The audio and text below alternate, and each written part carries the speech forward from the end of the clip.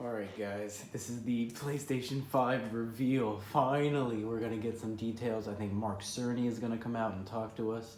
I'm watching it on my PlayStation 4 on YouTube. Hopefully it's gonna connect to the chat here in a minute or two. And it'll have the live chat going. Otherwise, I'll switch over. I have my Xbox ready too. I can just turn over to that if I need to, but I wanna get the live chat. I'm all about having all the responses and the emotions and the reactions to everybody. So hopefully we'll all get to see that. Yeah, so there's a few things. It starts as you see on the top left there on your screen. It starts in like 2 minutes, 3 minutes. And I hope we get a couple things. I want to see three main things. I want to see what the console looks like because I hate the new Xbox. I hate the way it looks. I hate the name, the design. The only thing I like about the design is the green light on top. I think it looks like a refrigerator. I think it's a boring, uninspired design. I know it has the power. It's a powerful console. I'm not saying it's not. The Xbox is very powerful, but I want it to look next gen. I want it to look futuristic, and it just doesn't. It looks like a refrigerator, a trash can. So I hope, my number one hope is the console the way it looks. I hope it looks beautiful. I hope it looks unique. Something that when you walk in the room, it draws your attention to it. You know, you're just like, oh my God, what is that thing? What is that piece of hardware? It looks like aliens made it, you know? Like, I like the design of the PS4. I think they're going in the right direction. And the leaks, the concept art of the PlayStation 5 is incredible. I love it. I also want to see the DualShock 5, the controller. I hope they make a lot of improvements to it, which once again, I'm pissed off at Xbox. They kept the same design. They didn't change anything on it. They didn't change anything. It looks so boring. Uninspired is the word that I would use.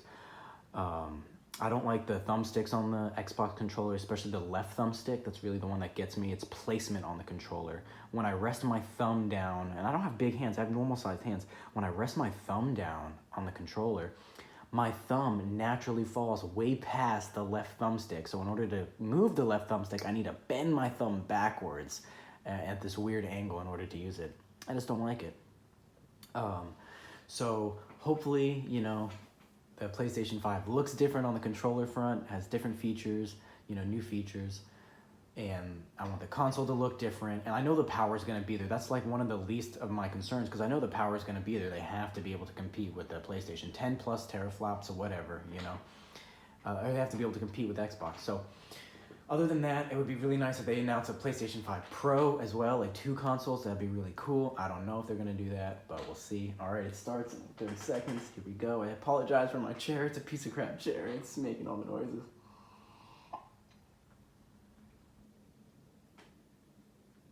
But yeah, like I said, I think Mark Cerny's going to come out and talk about it. We shall see. I'm guessing, my opinion, I'm guessing it's going to be about a $500 price point for both consoles, and if they have a Pro model or an X model, you know, an advanced model, I think that'll be up to $600. I don't think they'll go past $600, $599. I don't think that these consoles will go past that.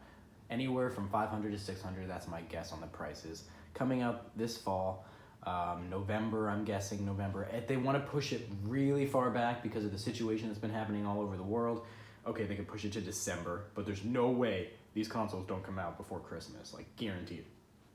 If it was up to me, I would say right before Thanksgiving, right before Black Friday, you know, like that Tuesday, I would release them just to get those Black Friday deals. Okay, it is 9 o'clock, so the stream should be starting any second. I'm just checking my multiple sources here. Let's see, I have another thing going on my laptop. Let's load up a different source here, because you always want to have different sources going, because you just never know if one's going to lag, if one's going to start earlier. You just don't know. So,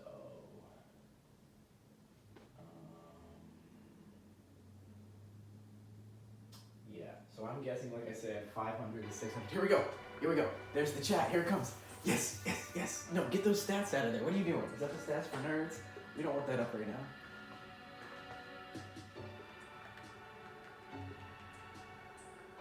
There, okay. All right, here we go. It's up. It's working.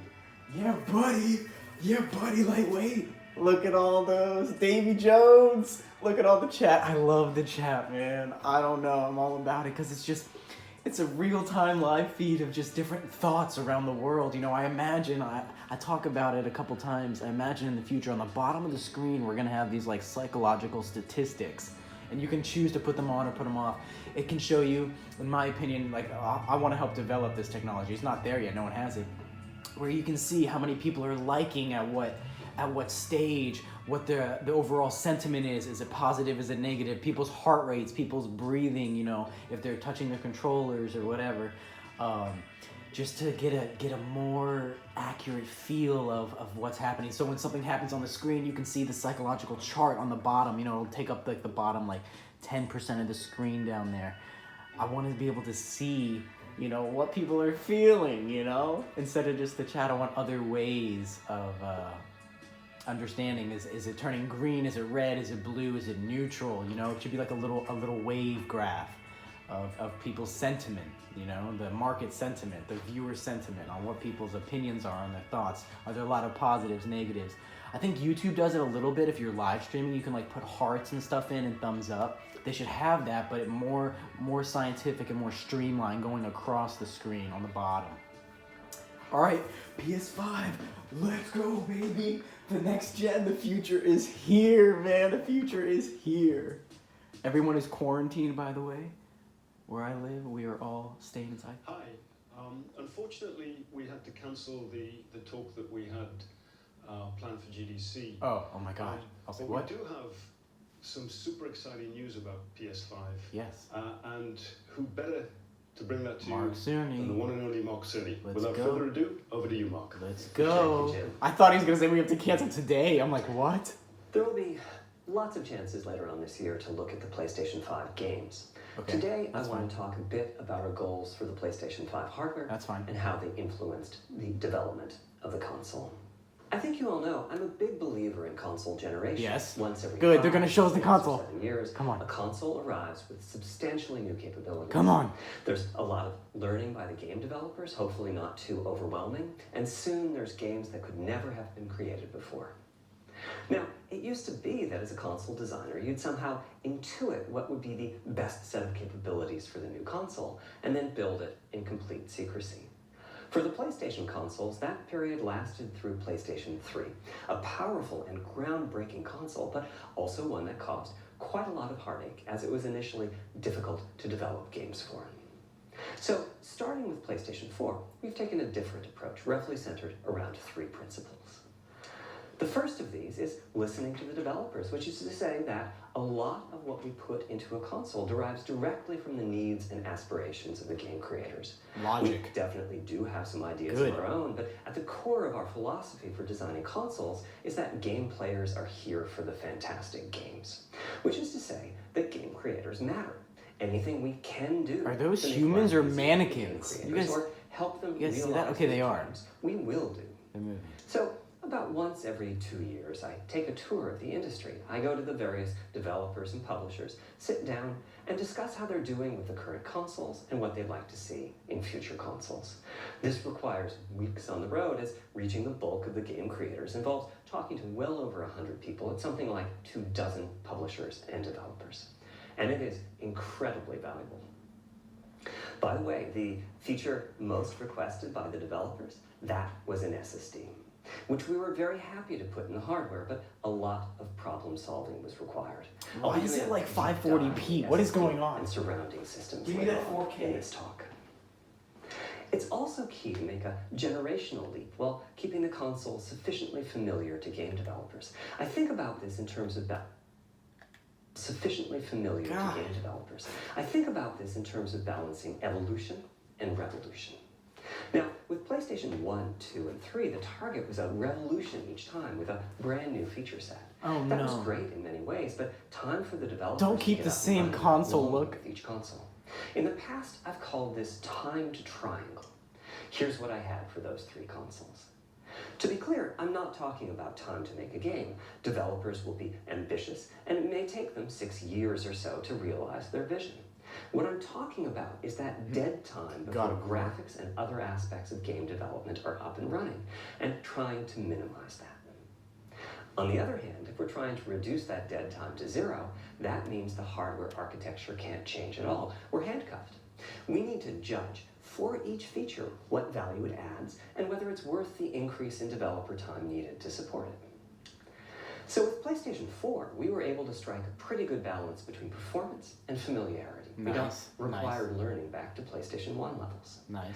With PS5, the GPU was definitely the I think the area quality we felt just most improved. tension I think the stream just between kind of adding new features improved in and quality. keeping a familiar programming model. Everything looks a little sharper. Ultimately, I think we've ended up with something Less than under a month. God, show me the console. That feels like we're striking about the right No, it balance. didn't. I'll go into a bit more detail later today about our philosophy with the GPU and the specific feature set that resulted from it. You guys gotta show us the console, It's man. also very important for us, as the hardware team, to find new dreams, by which I mean something other than CPU performance, GPU performance, and the amount of RAM. The increase in graphics performance over the past 2 decades has been astonishing, but there are other areas in which we can innovate and provide significant value to the game creators, and through them, the players. That's why the SSD was very much on our list of directions to explore, regardless of what came out of the conversations with game developers and publishers. The biggest feature in this category is the custom engine for audio. That's today's final topic. The push for vastly improved audio. Final in topic? particular, 3D audio isn't something that came out of the developer meetings. It's much more the case that we had a dream of what might be possible. Yeah, I'm down with the 3D 5 years audio. from now, and then worked out a number of steps. I want to hear things above me and below me. Path. So here again are the 3 principles. The first being enabling the desires of developers to drive. Finals topic, I know, right? Like, there's no To way. me, the SSD really is the key to the next generation. There's no way this It's is all they a have. game changer. And it was the #1 ask from developers for PlayStation 4. As in, we know it's probably There's no impossible, fucking but way this is all they're can gonna we show put us? an SSD in it? That was a discussion we were also having internally. It was clear that the presence of a hard drive in every PlayStation 4 was having a positive impact. A lot of things that would simply have been impossible at Blu-ray disc speeds were now possible. I am gonna At laugh. the same time, though, in 2015 and 2016, when we were having these conversations, developers were already banging up against the limits of the hard drive, and a lot of developer time was being spent designing around slow load speeds. I want to focus in on just one number here, which is how long it takes to load a gigabyte of data from a hard drive. The difficulty being that hard drives are neither particularly fast nor flexible. If all your data is in one block, which is frankly not very likely, you can load 50 to 100 megabytes a second, depending on where the data is located on the hard drive. Let's assume it's on the outer edge, which means loading a gigabyte takes 10 seconds. If you compress your game packages, you can fit more data on the Blu-ray disc and also effectively boost your hard drive read speed by the compression ratio. We support zlib decompression on PlayStation 4 that gets you something like 50% more data on the disc and 50% higher effective read speed. Unfortunately, though, it's highly likely that your data is scattered around in various files on the hard drive, as well as sourced from multiple locations within those files. So lots of seeks are needed at 2 to 50-ish milliseconds each. My rule of thumb is that the hard drive is spending 2/3 of its time seeking and only 1/3 of its time actually loading data. Putting all of that together, a gigabyte is very roughly 20 seconds to load from a hard drive. Now, a gigabyte is not much data. Games are using 5 or 6 gigabytes of RAM on PlayStation 4, so boot times and load times can get pretty grim. Or to put that differently, as a player, you wait for the game to boot, wait for the game to load, wait for the level to reload every time you die, and you wait for what is euphemistically called fast travel. And all of that leads to the dream. What if we could have not just an SSD, but a blindingly fast SSD? If we could load 5 gigabytes a second from it, what would change? Now, SSDs are completely different from hard drives. They don't have seeks as such. Wow, If you have that is a 5 fast. gigabyte a second SSD, you can read data from 1,000 different locations in that second, pretty much at speed. As for time to load a gigabyte, this is next gen we're talking about, so memory is bigger. Instead, we should be asking how long to load 2 gigabytes. And the answer is about 1/4 of a second. That's amazing. We're talking 2 orders of magnitude, meaning very roughly 100 times faster. Which means at 5 gigabytes a second for the SSD, the potential is that the game boots in a second, There are no load screens. The game just I'm fades very to happy normal about that loading. for next I gen, doesn't man. give Loading me screens need to feedback. go away. Same for a reload. You're immediately back in the action after you die. And fast travel becomes so fast it's blink and you miss it. As game creators, we go from trying to distract the player from how long fast travel is taking, like those Spider-Man subway rides, to being so blindingly fast that we might even have to slow that transition down. Pretty cool, right? But for me, this is not the primary reason to change from a hard drive to an SSD. The primary reason for an ultra-fast SSD is that it gives the game designer freedom. Or to put that differently, with a hard drive, the 20 seconds that it takes to load a gigabyte can sabotage the game that the developer is trying to create. I think almost all of us in the room have experienced this, maybe in different ways. Say we're making an adventure game and we have two rich environments where we each want enough textures and models to fill memory, which you can do as long as you have a long staircase or elevator ride or a windy corridor where you can ditch the old assets and then take 30 seconds or so to load the new assets.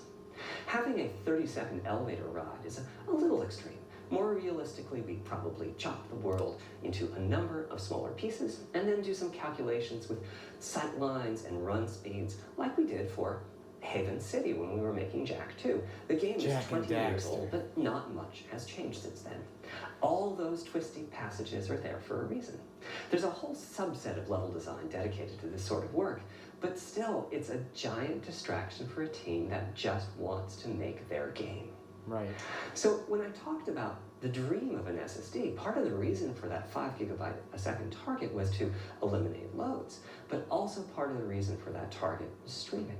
As in, what if the SSD is so fast that as the player is turning around, it's possible to load textures for everything behind the player in that split second? If you figure that it takes half a second to turn, that's 4 gigabytes of compressed data you can load. That sounds about right for next gen. Anyway, back to the hard drive. Another strategy for increasing effective read speed is to make big sequential chunks of data. For example, we might group all the data Cure together for each city insomnia. block. That removes most of the seeks, and the streaming gets faster. But there's a downside too, which is that frequently used data is included in many chunks and therefore is on the hard drive many, many times. Marvel's Spider-Man uses this strategy, and though it works very well for increasing the streaming speed, there's a massive duplication as a result. Some of the objects like mailboxes or news racks are on the hard drive 400 times. What I'm describing here are things that cramp a creative director's style. Either level design gets a little bit boring in places, or the data is duplicated so many times that it no longer fits on the Blu-ray disc. And you end up with hard limits on the player's run speed or driving speed. The player can't go faster than the load speed from the hard drive. Yeah. And finally, I'm sure many of you have noticed that after a patch download, the PlayStation 4 will sometimes take a long time to install the patch. That's because when just part of a file has been changed, the new data can be downloaded pretty quickly. But before the game boots up, a brand new file has to be constructed that includes the changed portion. Otherwise, every change would add a seek or two. Dude. Even so, you can occasionally see this I gotta be honest. game titles. They start to hitch once they get patched enough. So far, Xbox is doing a much better job marketing. So no need to make brand new next files gen. with the changes incorporated into them, which means no installs as you know them today. There's yet one more benefit, which is that system memory can be used much more efficiently. This is On not what PlayStation people 4, want to game see. data on the hard drive feels very distant and difficult to use. By the time you realize you need a piece of data, it's much too late to go out and load it. So system memory has to contain all of the data that could be used in the next 30 seconds or so of gameplay. That means a lot of the 8 gigabytes of system memory is idle. It's just waiting there to be potentially used. This is for the developers, On you know? PlayStation 5, though, the SSD is very close to being like more RAM. Typically, it's fast enough that when you realize you need a piece of data, you can just load it from the SSD and use it.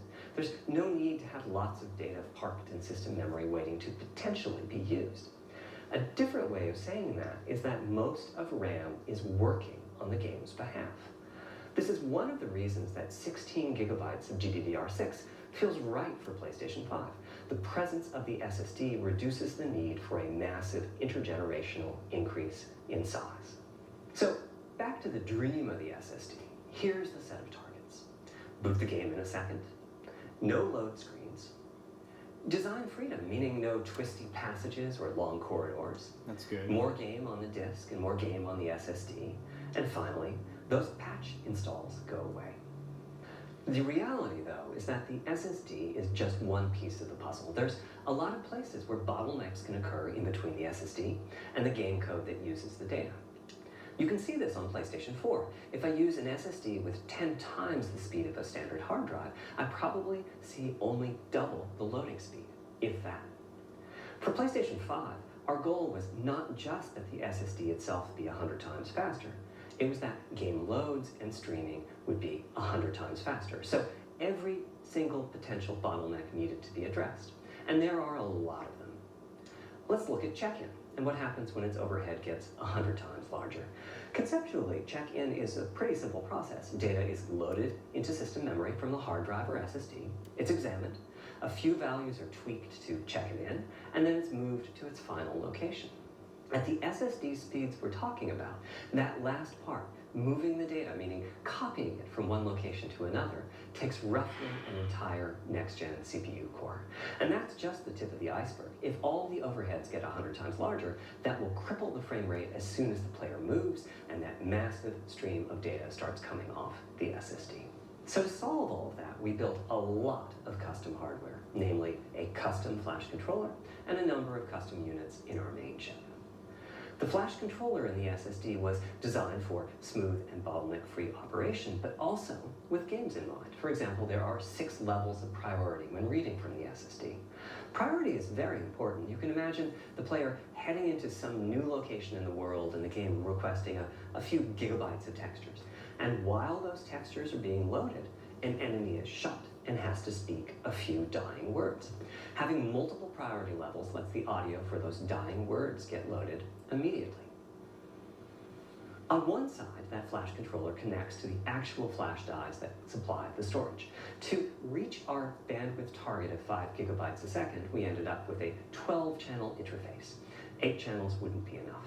I don't know, man. The achieved is actually 5.5 gigabytes a second. With a 12-channel interface, the most natural size that emerges for an SSD is 825 gigabytes.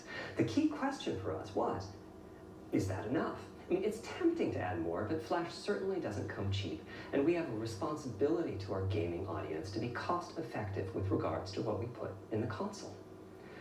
Ultimately, we resolved this question by looking at the play patterns of a broad range of gamers. We examined the specific games that they were playing over the course of a weekend or a week or a month, and whether that set of games would fit properly on the SSD. We were able to establish that the friction caused by reinstalls or redownloads would be quite low, and so we locked in on that 825 gigabyte size, while also preparing multiple strategies so that those who want more storage can add it. I'll go through the details in a moment. Back to the flash controller. On the other side, it connects to our main custom chip via 4 lanes of Gen 4 PCIe. And inside the main custom chip is a pretty hefty unit dedicated to I/O. Before we talk about what that does, let's talk compression for a moment. PlayStation 4 used zlib as its compression format. We decided to use it again on PlayStation 5. That looks cool. On my 2017 tour of developers, I learned about a new format called Kraken from Rad Game Tools. It's like zlib's smarter cousin. Simple, similar types of algorithms, but about 10% better compression, which is pretty big. That means 10% more game on the UHD Blu-ray disc or on the SSD. Kraken had only been out for a year, but it was already becoming a de facto industry standard. Half of the teams I talked to were either using it or getting ready to evaluate it. So we hustled and built a custom decompressor into the I/O unit, one capable of handling over 5 gigabytes of Kraken format input data a second. After decompression, that typically becomes 8 or 9 gigabytes, but the unit itself is capable of outputting as much as 22 gigabytes a second if the data happen to compress particularly well. By the way, in terms of performance, that custom decompressor equates to 9 of our Zen 2 cores. That's what it would take to decompress the Kraken stream with a conventional CPU. There's a lot more in the custom I/O unit. Including a dedicated DMA controller, the game can direct exactly where it wants to send the data coming off of the SSD. This equates to another Zen 2 core or two in terms of its copy performance. Its primary purpose is to remove check-in as a bottleneck. Dude, There's Sony, 2 dedicated I/O coprocessors. your and a marketing team. These aren't Zen 2 cores. They're there principally to direct the variety of custom hardware around them. What is going on? One of the coprocessors is dedicated to SSD I/O. This lets us bypass traditional file I/O and its bottlenecks when reading from the SSD. The other is responsible for memory mapping, which I know doesn't sound like anything related to the SSD, but a lot of developers map and remap memory as part of file I/O, and this too can become a bottleneck. There are coherency engines to assist the coprocessors. Coherency comes up a lot in places. Probably the biggest coherency issue is stale data in the GPU caches. Flushing all of the GPU caches whenever the SSD is read is an unattractive option. It could really hurt the GPU performance. So we've implemented a gentler way of doing things, where the coherency engines inform the GPU of the overwritten address ranges and custom scrubbers in several dozen GPU caches to pinpoint evictions of just those address ranges. This is The crazy. best thing is, as a game developer, when you read from the SSD, you don't need to know any of this. You don't even need to know that your data is compressed. You don't need to You know just it. indicate what data you'd like to read from your original Why are uncompressed you file doing and where you'd like to put it, and the whole process of loading it happens invisibly to you and at very high speed. Back to the dream. Thanks to all of that surrounding hardware, our 5.5 gigabytes a second really should translate into something like 100 times faster I/O than PS4 and allow the dream of no load screens and super fast streaming to become a reality. Having said that, expandability of our SSD is going to be quite important. Flash is costly, and you may very well want to add storage to whatever we put in the console. Now, the kind of storage you need depends on how you're going to use it. If you have an extensive PlayStation 4 library and you'd like to take advantage of backwards compatibility to play those games on PlayStation 5, then a large external hard drive is ideal. You can leave your games on the hard drive and play them directly from there, thus saving the pricier SSD storage for your PlayStation 5 titles, or you can copy your active PlayStation 4 titles to the SSD. If your purpose in adding more storage is to play PlayStation 5 titles, though, ideally you would add to your SSD storage. We will be supporting certain M2 SSDs. These are internal drives that you can get on the open market and install in a bay in the PlayStation 5. As for which ones we support and when, I'll get to that in a moment. They connect through the custom I/O unit just like our SSD does, so they can take full advantage of the decompression, I/O coprocessors, and all the other features I was talking about. Here's the catch though. That commercial drive has to be at least as fast as ours. Games that rely on the speed of our SSD need to work flawlessly with any M2 drive. When I gave the Wired interview last year, I said that the PlayStation 5 SSD was faster than anything available on PC. At the time, commercial M2 drives used PCIe 3.0, and 4 lanes of that cap out at 3.5 gigabytes a second.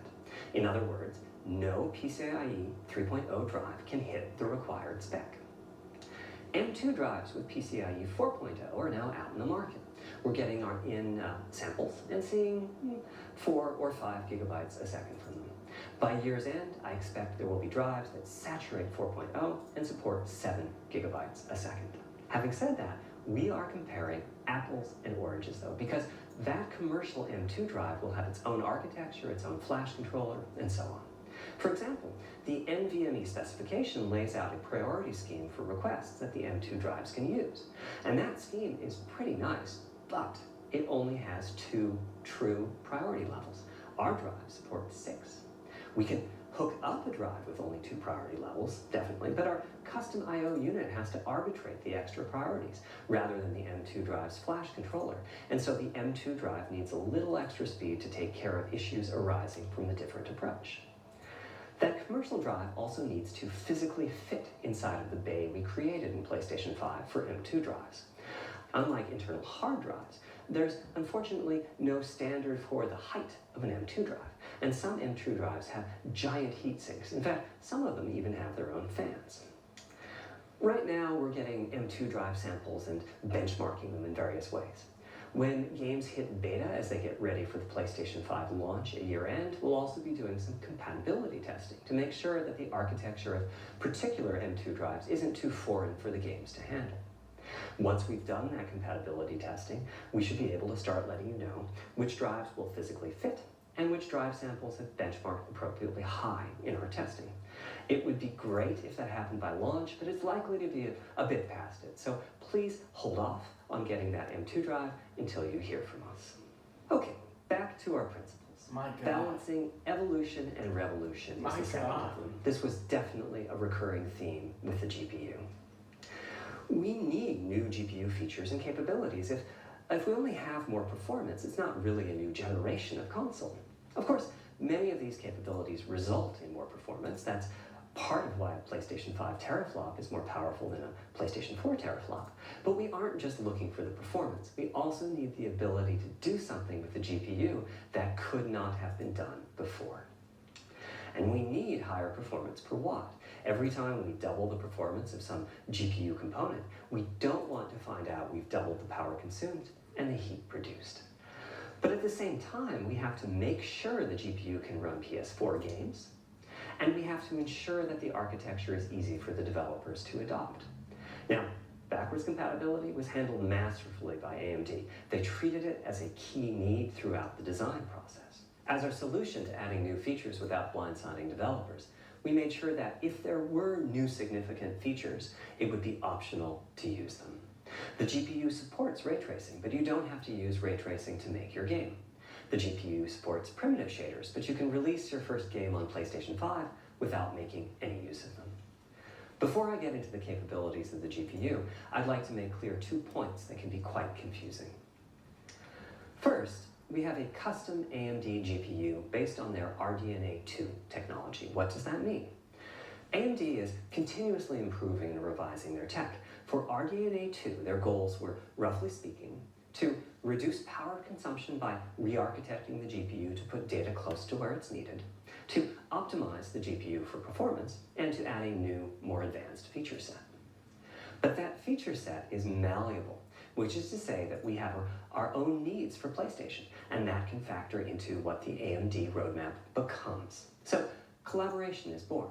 If we bring concepts to AMD that are felt to be widely useful, then they can be adopted into RDNA 2 and used broadly, including in PC GPUs.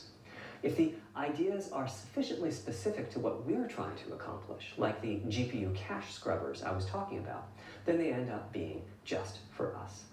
If you see a similar discrete GPU available as a PC card at roughly the same time as we release our console, that means our collaboration with AMD succeeded in producing technology useful in both worlds. It doesn't mean that we as Sony simply incorporated the PC part into our console. This continuous improvement in AMD technology means it's dangerous to rely on teraflops as an absolute indicator of performance, and CU count should be avoided as well. In the case of CPUs, we all understand this. The PlayStation 4 and PlayStation 5 each have 8 CPUs, but we never think that meant the capabilities and performance are equal. It's the same for CUs. For one thing, they've been getting much larger over time. Adding new features means adding lots of transistors. In fact, the transistor count for a PlayStation 5 CU is 62% larger than the transistor count for a PlayStation 4 CU. Second, the PlayStation 5 GPU is backwards compatible with PlayStation 4. What does that mean? One way you can achieve backwards compatibility is to put the previous console's chipset in the new console, like we did with some PlayStation 3s, but that's of course extremely expensive. A better way is to incorporate any differences in the previous console's logic into the new console's custom chips, meaning that even as the technology evolves, the logic and feature set that PlayStation 4 and PlayStation 4 Pro titles rely on is still available in backwards compatibility modes. One advantage of this strategy is that once backwards compatibility is in the console, it's in. It's not as if a cost down will remove backwards compatibility like it did on PlayStation 3. Achieving this unification of functionality took years of efforts by AMD, as any roadmap advancement creates a potential divergence in logic. Running PS4 and PS4 titles at boosted frequencies has also added complexity. The boost is truly massive this time around, and some game code just can't handle it. Testing has to be done on a title-by-title basis. Results are excellent, though.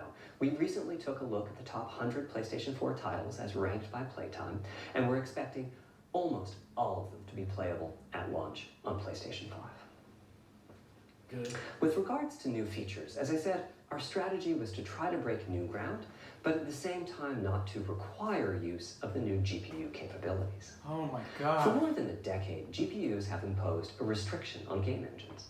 Software handles vertex processing, but for the most part, dedicated hardware is responsible for the triangles and other geometry that the vertices form. Crazy. That means it's not possible to do even basic optimizations, such as aborting processing of a vertex if all geometry that uses it is off-screen. PlayStation 5 has a new unit called the Geometry Engine, which brings handling of triangles and other primitives under full programmatic control. As a game developer, you're free to ignore its existence and use the PlayStation 5 GPU as if it were no more capable than the PS4 GPU, or you can use this new intelligence in various ways. Simple usage could be performance optimization, such as removing backfaced or off-screen vertices and triangles. More complex usage involves something called primitive shaders, which allow the game to synthesize geometry on the fly as it's being rendered. It's a brand new capability. Using primitive shaders on PlayStation 5 will allow for a broad variety of techniques, including smoothly varying level of detail, addition of procedural detail to close-up objects, and improvements to particle effects and other visual special effects. Another major new feature of our custom RDNA 2-based GPU is ray tracing, using the same strategy as AMD's upcoming PC GPUs. The CUs contain a new specialized unit called the intersection engine, which can calculate the intersection of rays with boxes and triangles. To use the intersection engine, first you build what is called an acceleration structure. It's data in RAM that contains all of your geometry. There's a specific set of formats you can use. They're variations on the same BVH concept. Then, in your shader program, you use a new instruction that asks the intersection engine to check a ray against the BVH. While the intersection engine is processing the requested ray triangle or ray box intersections, the shaders are free to do other work. Having said that, the ray tracing instruction is pretty memory intensive, so it's a good mix with logic-heavy code. There's of course no need to use ray tracing. PS4 graphics engines will run just fine on PlayStation 5, but it presents an opportunity for those interested. Oh my god. I'm thinking it'll take less than 1 million rays a second to have a big impact on audio. That should be enough for audio occlusion and some reverb calculations. Less than 1 million With rays. a bit more of the GPU invested in ray tracing, it should be possible to do some very nice global illumination. Having said that, adding ray-traced shadows and reflections to a traditional graphics engine could easily take hundreds of millions of rays a second, and full ray tracing could take billions. How far can we go? I'm starting to get quite bullish. I've already seen a PlayStation 5 title that's successfully using ray tracing-based reflections in complex animated scenes with only modest costs. Another set of issues for the GPU involved size and frequency. How big do we make the GPU, and what frequency do we run it at? This is a balancing act. The chip has a cost, and there's a cost for whatever we use to supply that chip with power and to cool it. In general, I like running the GPU at a higher frequency. Let me show you why. Here's 2 possible configurations for a GPU roughly of the level of the PlayStation 4 Pro. This is This is a insanity, thought bro. experiment. Don't take these configurations too seriously. The marketing. If you just calculate teraflops, you get the same number. But actually, the performance is noticeably different because teraflops is defined as the computational capability of the vector ALU. That's just one 4.6. part of the GPU. There are a lot of other units. And those other units all run faster when the GPU frequency is higher. Dude. At 33% higher frequency, No way. rasterization goes 33% faster. No way. Processing the command buffer goes that much faster. The L2 and other caches have that much higher bandwidth, and so on. About the only downside is that system memory is 33% further away in terms of cycles. But the large number of benefits more than counterbalance that. As a friend of mine says, a rising tide lifts all boats. Also, it's easier to fully use 36 CUs in parallel than it is to fully use 48 CUs. When triangles are small, it's much harder to fill all those CUs with useful work. This is So crazy. there's a lot to be said for faster, assuming you can handle the resulting power and heat issues, which frankly, we haven't always done the best job at. Part of the reason for that is, historically, our process for setting CPU and GPU frequencies has relied on some heavy-duty guesswork with regards to how much electrical power games will consume and how much heat will be produced as a result inside of the console. Power consumption varies a lot from game to game. When I play God of War on my PS4 Pro, I know the power consumption is high just by the fan noise. But power isn't simply about engine quality. It's about the minutiae of what's being displayed and how. It's counterintuitive, but processing dense geometry typically consumes less power than processing simple geometry, which is, I suspect, why Horizon's map screen, with its low triangle count, makes my PS4 Pro heat up so much. Our process on previous consoles has been to try to guess what the maximum power consumption during the entire console lifetime might be, which is to say, the worst case scene in the worst case game, and prepare a cooling solution that we think will be quiet at that power level. If we get it right, fan noise is minimal. If we get it wrong, the console will be quite loud for the higher power games, and there's even a chance that it might overheat and shut down if we misestimate power too badly. PlayStation 5 is especially challenging because the CPU supports 256-bit native instructions that consume a lot of power. These are great here and there, but presumably only minimally used. Or are they? If we plan for major 256-bit instruction usage, we need to set the CPU clock substantially lower or noticeably increase the size of the power supply and fan. So, after much discussion, we decided to go with a very different direction on PlayStation 5. We built a GPU with 36 CUs. Mind you, RDNA2 CUs are large. Each has 62% more transistors than the CUs we were using on PlayStation 4. So if we compare transistor counts, 36 RDNA2 CUs equates to roughly 58 PlayStation 4 CUs. It is a fairly sizable GPU. Then we went with a variable frequency strategy for PlayStation 5, which is to say we continuously run the GPU and CPU in boost mode. We supply a generous amount of electrical power and then increase the frequency of GPU and CPU until they reach the capabilities of the system's cooling solution. It's a completely different paradigm. Rather than running at constant frequency and letting power vary based on the workload, we run at essentially constant power and let the frequency vary based on the workload. We then tackle the engineering challenge of a cost-effective and high-performance cooling solution designed for that specific power level. In some ways, it becomes a simpler problem because there are no more unknowns. There's no need to guess what power consumption the worst-case game might have. As for the details of the cooling solution, we're saving them for our teardown. I think you'll be quite happy with what the engineering team came up with.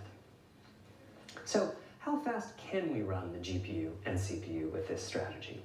The simplest approach would be to look at the actual temperature of the silicon die and throttle the frequency on that basis.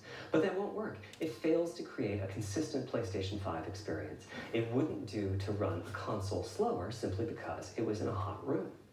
So rather than look at the actual temperature of the silicon die, we look at the activities that the GPU and CPU are performing and set the frequencies on that basis, which makes everything deterministic and repeatable. While we're at it, we also use AMD's Smart Shift technology and send any unused power from the CPU to the GPU so it can squeeze out a few more pixels. The benefits of this strategy are quite large. Running a GPU at 2 gigahertz was looking like an unreachable target with the old fixed frequency strategy. With this new paradigm, we're able to run way over that. In fact, we have to cap the GPU frequency at 2.23 gigahertz so that we can guarantee that the on-chip logic operates properly. 36 CUs at 2.23 gigahertz is 10.3 teraflops, and we expect the GPU to spend most of its time at or close to that frequency and performance. Similarly, running the CPU at 3 gigahertz was causing headaches with the old strategy. but now we can run it as high as 3.5 gigahertz. In fact, it spends going most of its on? time at that frequency. That doesn't mean all games will be running at 2.23 gigahertz. Tell me and about the 3.5 controller. gigahertz. When that worst case game arrives, it will run at a lower clock speed, but not too much lower. To reduce power by 10%, it only takes a couple of percent reduction in frequency, so I'd expect any downclocking to be pretty minor. All things considered, the change to a variable frequency approach will show significant gains for PlayStation gamers. The final of our 3 principles was about finding new dreams. Okay. It's important for us on the hardware team to find new ways to expand or deepen gaming, and that's what led us to a focus on 3D audio. Yes. As players, we experience the game through the visuals, through audio, and through the feedback we Height. receive from the controller. We have it such at as height. rumble or happen. In any game. Personally, I feel a game is just dead without audio. Ever. Visuals are, of course, important, but the impact of audio is huge as well. At the same time, the audio team on a game project has to do a lot with a little. For example, on PlayStation 4, there's fierce competition for the Jaguar CPU cores. Audio typically ends up getting just a fraction of a core. That's not much of a computational resource, particularly when you consider that the visuals run at 30 or 60 frames a second, but audio processing needs to happen at almost 200 times a second. So, Connecting it's to been the tough live going to chat. make forward progress on audio with PlayStation 4, particularly when PlayStation 3 was such a beast when it came to audio. The SPUs in Cell were almost a perfect device for audio rendering. Simple pipelined algorithms could really take advantage of asynchronous DMA and frequently reached 100% utilization of the floating point unit. There's unfortunately nothing comparable on PlayStation 4. Probably the most dramatic progress in the PlayStation 4 generation has been with virtual reality. The PSVR hardware has its own audio unit. It supports about 50 pretty decent 3D sound sources. And this provided a hint as to where we could go with audio, as well as some valuable experience. Not to oversimplify, but here were our goals for audio on PlayStation 5. The first goal was great audio for everyone. Really? Not just VR users or soundbar owners or headphone users. That meant audio had to be part of the console. It couldn't be a peripheral. The second goal was to support hundreds of sound sources. We didn't want developers to have to pick and choose Good. what sounds would get 3D effects Good, and which good, wouldn't. good. We wanted every sound in the game to have dimensionality. And finally, we wanted to really take on the challenges of presence and locality. Now, when we say presence, we mean the feeling that you're actually there. You've entered the matrix. It's not, of course, something we thought we could perfectly achieve, but the idea was that if we stopped using just a rain sound and instead used lots of 3D audio sources for raindrops hitting the ground at all sorts of locations around you, then at some point your brain would take a leap and you'd begin to have this feeling of real presence inside the virtual world of the game. This has the capacity to affect your appreciation of the game, just like music in a game does. The concept of locality is simpler. It's just your sense of where the audio is coming from. To the right of you, behind you, above you. Yes. This can immerse you further in Above the game, or and below it can you. also directly enhance the gameplay. To use Dead Space as an Dead example, Space. I know, old school. Yes. You're fighting enemies in fairly dark, Yes. spooky locations. Back in the day, if you played the game using the TV speakers, you could tell that there was one last enemy growling and hunting you down, but it was difficult to tell quite where that enemy was. Right. With headphones, you could tell that the enemy was somewhere on the right, which let you deduce, if you couldn't see it, that it must be somewhere behind and to your right. But with 3D audio with good locality, the idea is you know the enemy is precisely there, and you turn and you take it out. Yes. So, I like how that. do we know where a sound is coming from in the first place? Give me that 3D audio, all those man. bumps and folds in the ear have a meaning, evolutionarily speaking. Based on what direction the sound is coming from, sound waves bounce around inside the ear, there's some constructive and destructive interference, and the result is a change in volume. The phase of the sound also shifts, depending on what path the sound wave took to reach the ear canal. These volume changes and phase shifts are different for each direction and also vary depending on the frequency of the sound. Head size and head shape also impact the sound in a similar fashion. The way that the sound changes, based on direction and frequency, can be encoded in a table called the Head-Related Transfer Function, or HRTF. Here's part of one. The vertical axis is the frequency. The horizontal axis is the direction, front, back, left, right, and the color gives the degree of attenuation of the sound at that frequency. The HRTF is as unique to an individual as a fingerprint is. In fact, you're looking at mine right now. Here's how we measure an HRTF. We've taken hundreds of people through this process. We put a microphone in the subject's left and right ear canals, and then sit the subject down in the middle of an array of 22 speakers. We then play an audio sweep from each speaker as we rotate the subject. In the course of 10 or 20 minutes, we're able to sample the HRTF at over 1,000 locations. Using an HRTF when rendering audio creates unparalleled quality, but it's computationally expensive. The simplest way to use an HRTF is to process a sound source to make it appear as if it's coming from one of those 1,000 locations we sample. Unfortunately, the processing has to be done in frequency domain rather than time domain, so there's multiple fast Fourier transforms needed for every sound source for every audio tick. That's a lot of multiplies. This computational complexity was the determining factor for our strategy. It meant we had to bite the bullet and design and build a custom hardware unit for 3D audio. Collectively, we're referring to the hardware unit and the proprietary algorithms we run on it as Tempest 3D Audio Tech. The meaning of 3D audio and technology should be pretty obvious here. As for Tempest, I feel it really reflects our goals with audio. It suggests a certain intensity of experience and also hints at your presence within it. We're calling the hardware unit that we built the Tempest engine. It's based on AMD's GPU technology. We modified a compute unit in such a way as to make it very close to the SPUs in PlayStation 3. Remember when I said that they were ideal for audio? So the Tempest engine has no caches, just like an SPU. All data access is via DMA, just like an SPU. Our target was that it would have more power than a CPU, thanks to the parallelism that a GPU can achieve, and that it would be more efficient than our GPU, thanks to the SPU-like architecture. The goal being to make possible near 100% utilization of the CU's vector units. Where we ended up is a unit with roughly the same SIMD power and bandwidth as all 8 Jaguar cores in the PlayStation 4 combined. If we were to use the same algorithms as PSVR, that's enough for something like 5,000 sound sources. But of course, we want to use more complex algorithms, and we don't need anything like that number of sounds.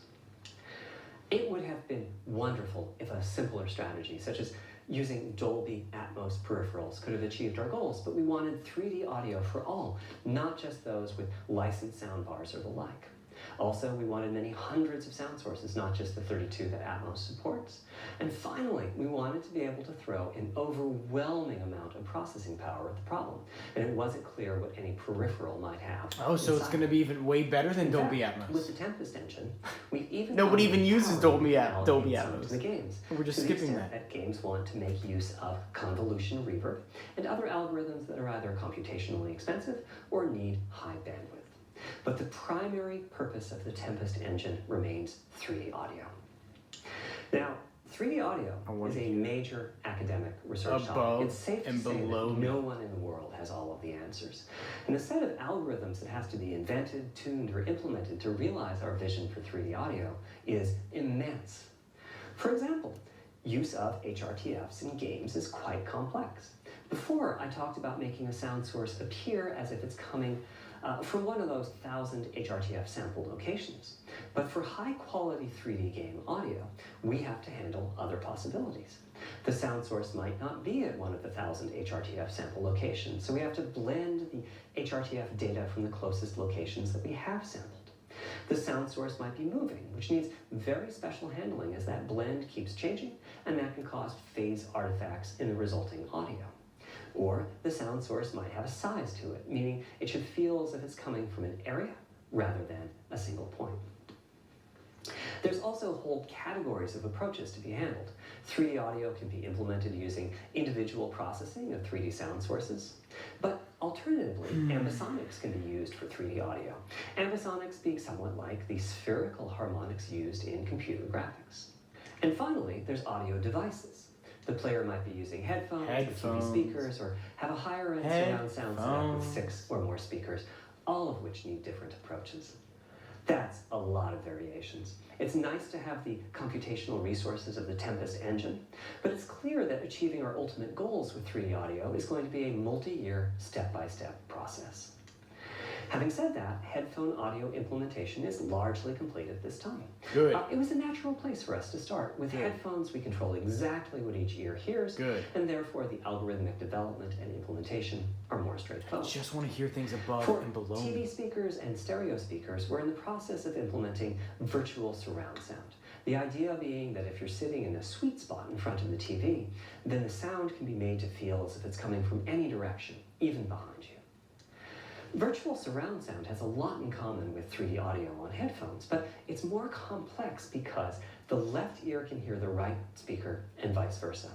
We have a basic implementation of virtual surround sound up and running. We're now looking at increasing the size of that sweet spot, which is to say, making the area you need to be in to feel the 3D effect larger, and we're also working to boost the sense of locality. Headphone audio is the current gold standard for 3D audio on PlayStation 5, but we're going to see what we can do to bring virtual surround sound to a similar level, after which we'll start in on setups with more speakers, such as 6-channel surround sound. It's now to the point where some of the PlayStation 5 games in development are extensively using these systems. One of the game demos allows you to toggle between conventional PlayStation 4 style stereo audio and our new 3D audio. I listened with just an ordinary pair of over-the-ear headphones, and wow, I could feel a difference. 3D audio has that dimensional feel to it. Conventional stereo audio feels smashed flat by comparison. The improvement is obvious. So, a big advancement, but have I entered the matrix? Does my brain believe I'm really there?